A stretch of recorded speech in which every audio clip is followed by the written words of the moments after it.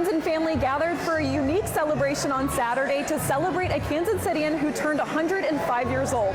I'm Lily O'Shea Becker, and Mason Bird tells me she has some words of wisdom to share.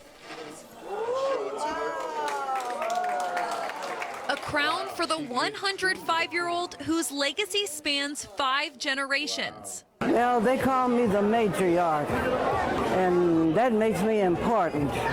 There was love all around her 105th birthday party. Her daughter, grandson, and great-granddaughter say that's what Mason is all about. 3 words to describe her: resilient, love, love, love. sweet. And Mason says love is her secret to longevity. The key long life is to take it easy, love your neighbor, love yourself. I think love yourself comes first.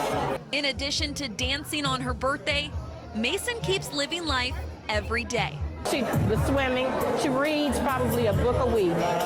She plays Candy Crush and Words with Friends. She beats everybody. I stopped playing with her because she beats me. And she keeps loving life.